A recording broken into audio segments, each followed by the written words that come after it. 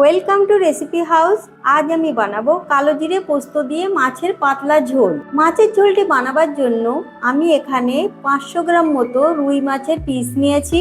মাছগুলিকে ভালো করে ধুয়ে নুন আর হলুদ গুঁড়ো মাখিয়ে নেব।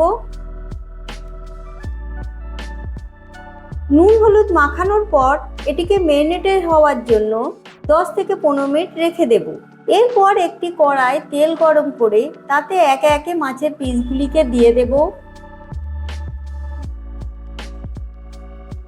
মাছগুলির এক পিঠ হালকা লাল হয়ে ভাজা হয়ে এলে উল্টে অপর পিঠটিকেও ভেজে নেব। এইভাবে মাছের দু পিঠই ভাজা হলে মাছগুলিকে তুলে নেব। একইভাবে বাকি মাছের পিসগুলিকেও ভেজে নিতে হবে। এরপর মাছের ঝোলটি বানাবার জন্য গরম তেলে দিয়ে দেব হাফ চামচ মতো কালো জিরে, একটি শুকনো লঙ্কা। এগুলিকে নেড়ে ভালো করে ভেজে নিতে হবে। ফোড়নটি ভাজা হয়ে এলে গ্যাসের ফ্লেম লো করে দিয়ে দেব 2 চামচ আদা বাটা, হাফ চামচ হলুদ গুঁড়ো, পরিমাণ মতো নুন আর 3 থেকে 4টি চিড়ে রাখা কাঁচা লঙ্কা। মশলায় সামান্য জল দিয়ে 1 থেকে 2 মিনিট নেড়ে কষিয়ে নেব। মশলাটি কষানো হয়ে গেলে দিয়ে দেব 200 থেকে 250 ml জল দিয়ে গ্রেভিটিকে একবার ভালো করে নেড়ে নেব।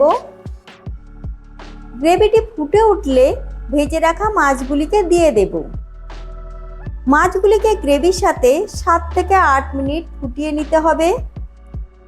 মাছগুলি যতক্ষণে গ্রেভির সাথে ফুটছে ততক্ষণে একটি ভাজা মশলা বানিয়ে নেব।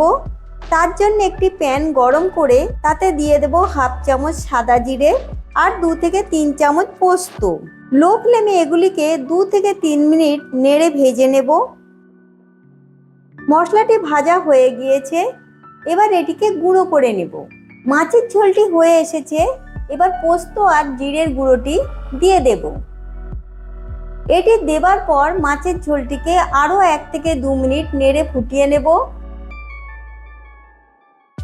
1 থেকে 2 মিনিট পর কালো জিরে পোস্ত দিয়ে মাছের পাতলা ঝোলটি তৈরি হয়ে গিয়েছে।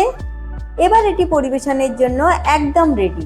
যদি আমার তৈরি রেসিপিটি আপনাদের ভালো লেগে থাকে তাহলে ভিডিওটিকে লাইক এবং শেয়ার করবেন। এই রকম সুস্বাদু রেসিপি পাওয়ার জন্য আমাদের চ্যানেল রেসিপি হাউসকে সাবস্ক্রাইব করতে ভুলবেন না।